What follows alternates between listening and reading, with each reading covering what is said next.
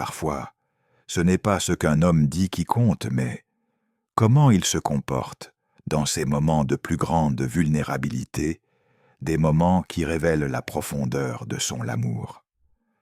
Selon Carl Jung, l'un des psychologues les plus influents au XXe siècle, le véritable amour n'est pas seulement à voix haute, cela se révèle inconsciemment, par l'intimité.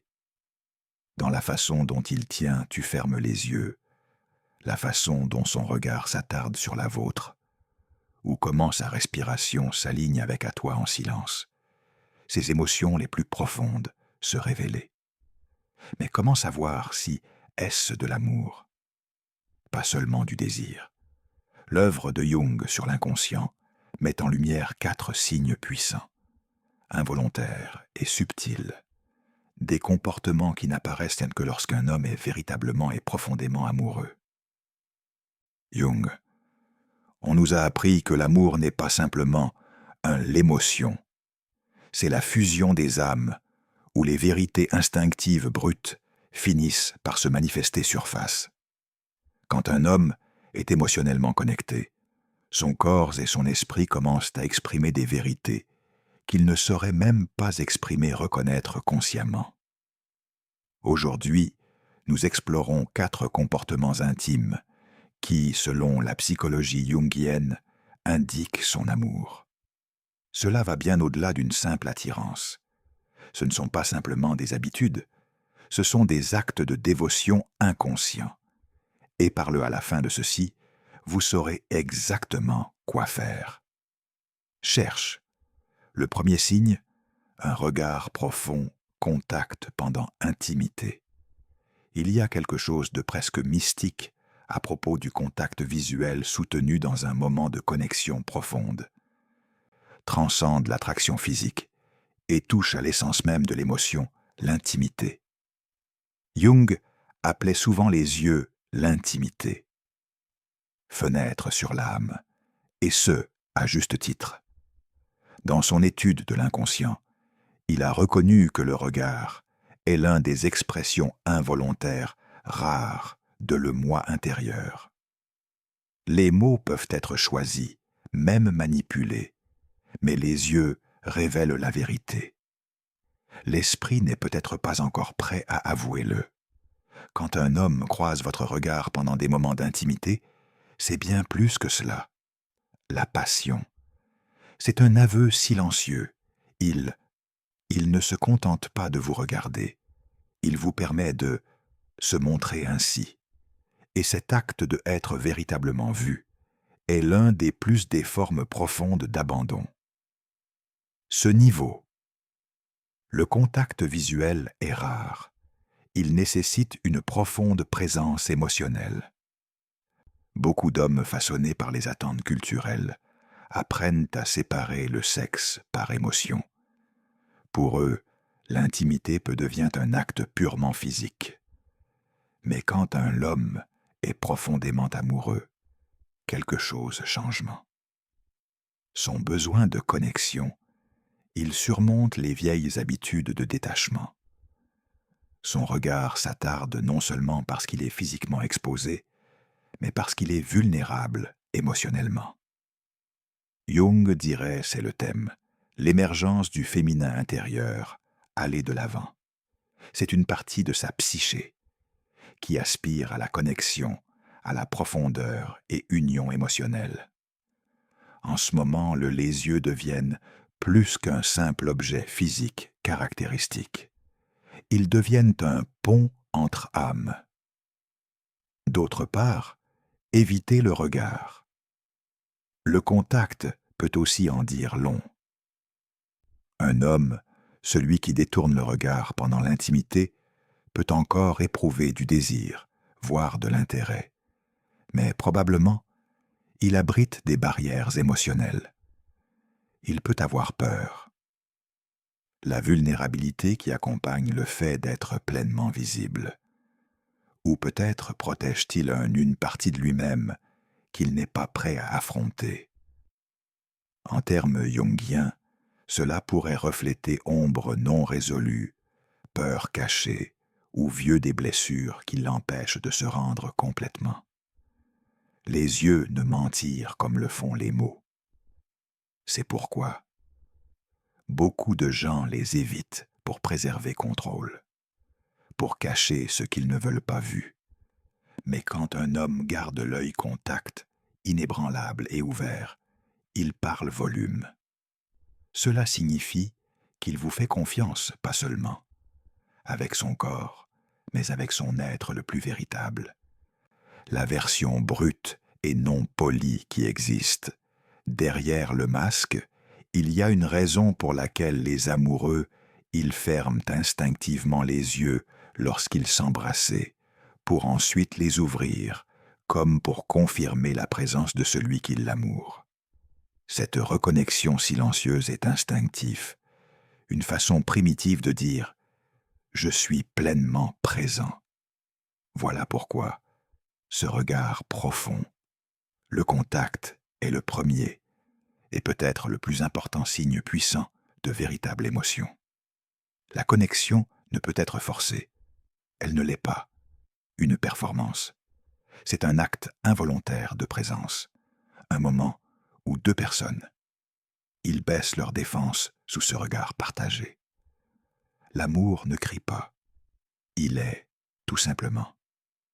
Non masque, sans faux semblant, juste des âmes qui se rencontrent dans la vérité. Le deuxième signe. Privilégiez votre plaisir au sien. En psychologie jungienne, la véritable intimité est la rencontre des contraires, la fusion des fusionnés deux personnalités distinctes en quelque chose plus grande. Cette union sacrée, ce que Jung appelait konyo, ne se résume pas à satisfaction physique. C'est une union alchimique des âmes dans le partage reddition. Et l'une des plus claires, c'est ainsi qu'un homme donne, en reflet de cela, le plaisir qu'il éprouve lorsqu'il est véritablement amoureux. La luxure est égoïste. Il cherche à se satisfaire lui-même. L'amour, cependant, recherche la connexion. Lorsqu'un l'homme fait passer votre joie avant la sienne, c'est pas seulement de la gentillesse, c'est inconscient. Déclaration de dévotion, un message prononcé sans mots. Ton bonheur est le mien, le bonheur. Selon Jung, le notre ombre. Ces parties refoulées de notre être. Notre psyché contrôle souvent nos instincts primitifs, les pulsions, y compris les désirs égoïstes. Mais l'amour a le pouvoir de transcender cela. L'homme qui aime ne retarde pas son plaisir. Il le fait par devoir. Il le fait parce qu'il donne. C'est le plaisir. C'est l'union de les énergies masculines et féminines à l'œuvre, dynamisme, réceptivité aux réunions, et transformer le sexe en quelque chose de sacré. Vous le verrez à la façon dont il fait attention. À vos réponses, se souvient de ce qui apporte, vous procure de la joie et un sentiment d'épanouissement véritable dans votre satisfaction. Ces soins ne sont pas calculés. C'est instinctif, comme si votre corps était une partie de son propre chef.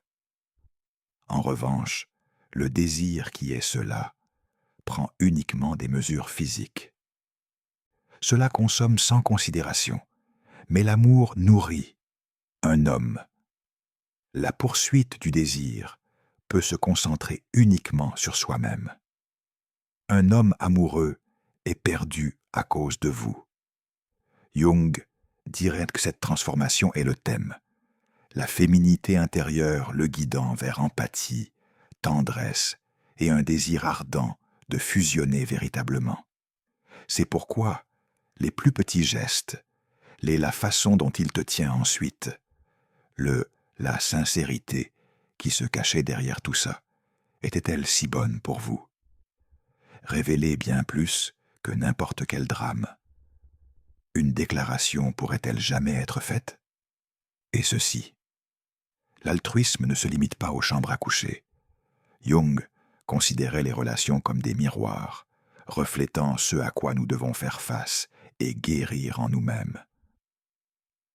un homme qui se donnait librement dans l'intimité, est souvent l'un des aspects suivants, qui a déjà lutté contre ses propres difficultés, ses insécurités, son besoin de contrôle, et sortir de l'autre côté prêt à donner, ne pas prendre.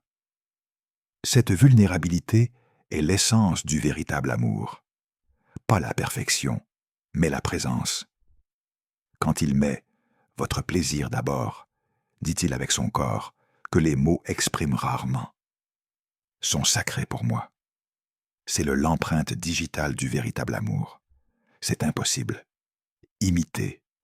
C'est naturel, authentique.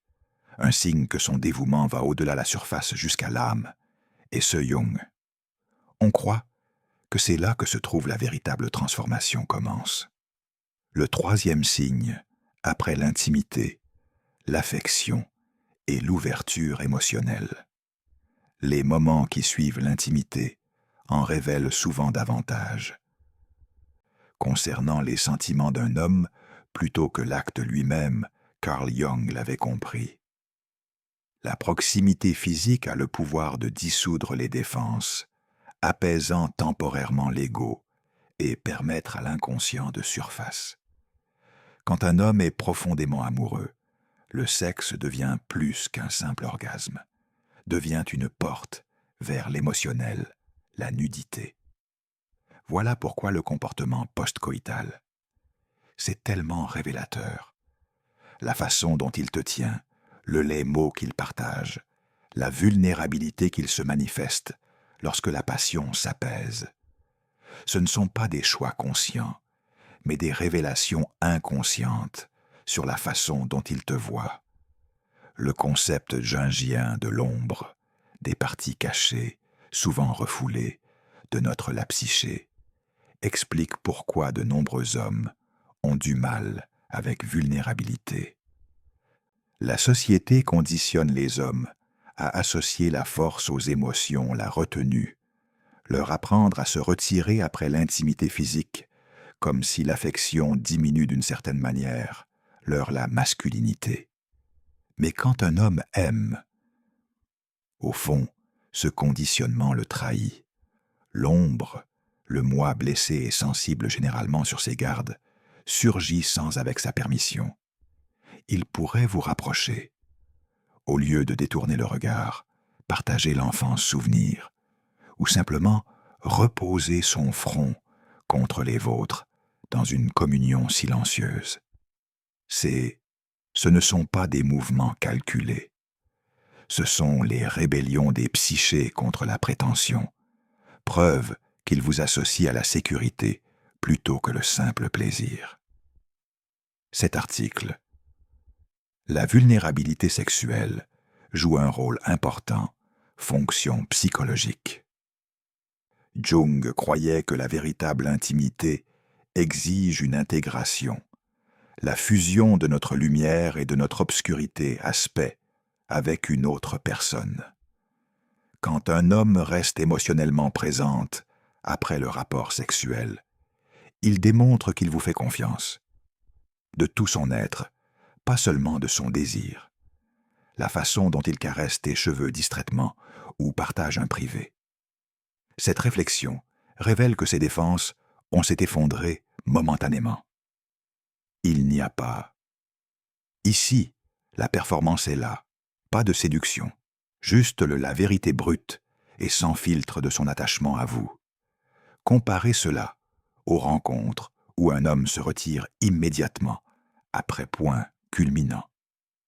Bien que ce ne soit pas toujours un indicateur de absence émotionnelle, cette séparation souvent suggère que sa relation avec vous demeure principalement physique. L'ego reconstruit rapidement ses murs, réaffirmant contrôle là où, quelques instants auparavant, il y avait se rendre. Mais quand un homme s'attarde, quand il considère la rémanence comme quelque chose précieux plutôt qu'un inconvénient, il vous montre ce que Jung appelait la fonction transcendante en action, la capacité de l'amour à dissoudre frontières entre deux personnes. Finalement, l'après-coup est l'amour. le langage le plus honnête. C'est dans des moments de calme, où le corps est rassasié et l'esprit sans garde, que le cœur parle, le plus bruyant. Un homme qui se confie à vous ici, il ne se contente pas de partager son lit. Il partage son monde intérieur, et cela, selon Jung, est le signe de poitrine que ce qu'il. Les sentiments sont bien plus profonds que le désir. C'est la reconnaissance des âmes. Numéro 4. Mouvement synchronisé et inconscient miroir. Dans le langage silencieux de amoureux, les vérités les plus profondes sont parlées, non pas par les mots, mais par la chorégraphie inconsciente des corps, se mouvant en parfaite harmonie. Selon Carl Jung, concept d'inconscient collectif, ce profond réservoir de mémoire primordiale, partagé par toute l'humanité, cela contribue à expliquer pourquoi deux personnes profondément amoureuses tombent-elles souvent amoureuses? En spontanée synchronisation. Quand sa respiration ralentit pour s'adapter au vôtre, lorsque vos membres s'emmêlent sans réfléchir, ni faire d'efforts, lorsqu'un simple contact semble en dire plus que des paragraphes, jamais. C'est possible, ce ne sont pas des coïncidences, mais poésie biologique. Ce sont des preuves que votre connexion a dépassé le stade d'intention consciente dans le domaine de l'instinct où la sagesse ancestrale de le corps prime sur les mouvements calculés de l'esprit. Jung croyait cela. Ce phénomène découlait de ce qu'il appelait participation mystique, une participation primordiale, état d'unité émotionnelle, où frontières entre les individus se dissoudrent temporairement. Dans la vie courante, nous exerçons un contrôle rigoureux sur la physicalité. Mais l'amour a une façon de démanteler ces barrières. Quand un homme est émotionnellement abandonné, son nerveux système commence à résonner avec le vôtre dans ce que la science appelle désormais la synchronisation limbique. Son rythme cardiaque pourrait s'adapter subtilement à les vôtres. Ses gestes pourraient refléter les vôtres. Comme des échos à travers un pont invisible entre les âmes. Ce n'est pas de l'imitation, c'est la communion. La manière dont le corps déclarait ce que l'esprit conscient pourrait.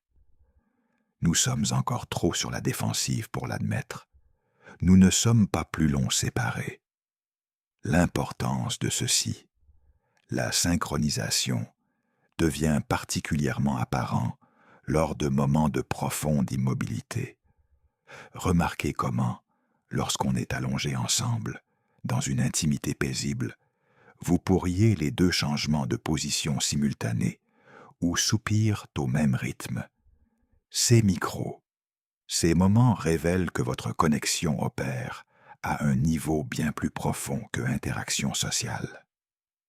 C'est biologique. La danse est inscrite dans notre ADN. Jung, on pourrait affirmer que cela représente le archétype du couple divin, se manifestant en temps réel. Cet ancien symbole de plénitude que l'on retrouve dans les mythes d'une culture à l'autre. Vos corps sont assez différents. Se souvenir littéralement de ce que votre esprit peut-être l'ont-ils oublié. Cet amour a son apogée. La forme la plus élevée est un retour à unité. À l'inverse, la rigidité mouvement conscient de la vie quotidienne, rencontre où chaque participant reste parfaitement conscient de leur séparation. Sans émotion investissement, le corps reste protégé, les mouvements restent calculés et vrais. La synchronisation est rare. Mais quand l'amour est présent, le besoin de ceci. La vigilance se dissipe. Sa main trouve le bas de votre dos, exactement quand vous en avez besoin. Le support. Votre tête se niche dans la courbe de son épaule, comme si l'espace a été conçu spécialement pour vous. Ce sans effort. L'alignement et la manifestation physique de ce que Jung appelait à Antiodroia le tendance des contraires à se rapprocher leur contrepartie, créant un équilibre. Quoi rend ces mouvements inconscients, ainsi leur intimité profonde et complète authenticité. Contrairement aux déclarations orales qui peuvent être façonnées ou contrôlées, le corps, le langage de l'amour, ne peut être falsifié. Quand son corps se meut en harmonie silencieuse avec la vôtre, c'est l'expression la plus pure de la reconnaissance de sa psyché. Vous n'êtes pas autre que l'extension, pas l'objet, mais chez soi. Dans ces moments de silence, Jung. Les théories cessent d'être des concepts abstraits et devenir vérités vivantes. Que dans le alchimie de la véritable connexion, deux choses distinctes. Les êtres peuvent momentanément toucher le divin, l'unité dont nous sommes tous issus.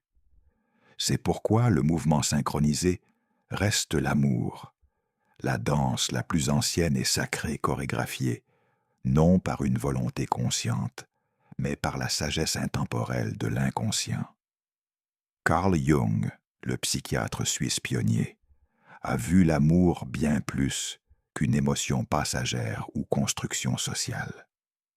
C'était une profonde événement psychologique, une collision de l'esprit conscient et l'esprit inconscient. Le cœur de sa théorie réside dans le concept de l'anima et l'animus, le caché aspect féminin et masculin, au sein chacun d'entre nous.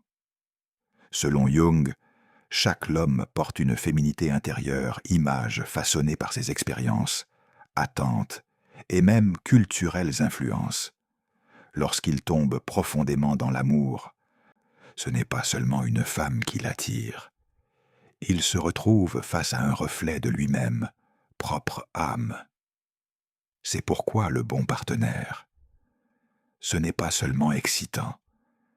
Elle ressent familière, comme si elle avait toujours fait partie de lui. Plus l'attrait émotionnel est fort, plus l'isma s'aligne sur son essence, créant un sentiment presque mystique de reconnaissance. C'est pourquoi certains amours se sentent prédestinés, comme s'ils étaient écrits dans l'étoile, car d'une certaine manière, elles étaient écrites dans sa psyché bien avant leur rencontre. Mais cette projection n'est que là le début. La véritable intimité, selon Jung, exige quelque chose de bien plus vulnérable. La volonté de baisser les masques que nous portons au quotidien. La plupart des hommes le font conditionner à réprimer leur sensibilité pour se protéger contre jugement. Pourtant, lorsqu'un homme est profondément dans l'amour, quelque chose change. L'inconscient, l'esprit, cette vaste partie cachée de nous-mêmes, stocke les instincts, les peurs et les désirs, commence à surmonter ses défenses. Il ne veut pas seulement être proche, il a besoin. Cela se produit à un niveau primitif. C'est pourquoi vous allez remarquer des changements subtils mais indéniables dans son comportement lorsqu'il est émotionnellement. Ils se sont liés. Ils pourraient partager leur enfance, des souvenirs spontanés ou son corps. Le langage pourrait s'adoucir d'une manière qu'il ne peut pas. Contrôle, ce ne sont pas des calculs. Choix, leur sérénade involontaire à la profondeur de son lien. Jung aussi, il croyait que l'inconscient parle, et ce, plus clairement encore dans les moments d'intimité, non seulement par les mots, mais aussi par les symboles, sensations et actions instinctives. Pensez à la façon dont les amoureux se synchronisent leur respiration, ou la façon dont un homme touche devient presque révérencieux lorsque les émotions sont pleinement engagées. Ce ne sont que des gestes romantiques, expression de l'inconscient à travail, liant subtilement deux personnes ensemble. Dans la psychologie jungienne, l'amour est une forme d'alchimie. Elle transforme la matière brute, matériau d'attraction physique, dans le hors d'une profonde dimension émotionnelle et spirituelle union. Et quand un homme est vraiment amoureux, son inconscient le révèle de manière belle et involontaire. Alors, comment cette psychologie cachée se manifeste-t-elle dans la chambre à coucher? La réponse se trouve en 4. Des comportements puissants et profondément intimes. Des actes si instinctifs et révélateurs qu'ils court-circuitent l'esprit rationnel complètement. Ce ne sont pas des techniques que ils peuvent simuler ou apprendre dans un livre. Ils sont le langage pur et non filtré de cœur. Revenons sur ces 4 signes de dévotion inconsciente. Contact visuel profond, don désintéressé, après l'intimité vulnérabilité, physique synchronisée et un rythme émotionnel. Ensemble, ils forment un langage silencieux, langage qui parle d'engagement, de profondeur émotionnelle et âme. Le lien. Les enseignements de Carl Jung rappellent nous faire comprendre que l'amour n'est pas qu'une émotion. C'est une vérité qui se manifeste dans le plus des moments d'inattention. Cela vit dans le corps, dans le souffle, dans le regard, quand nous sommes trop bruts pour faire semblant.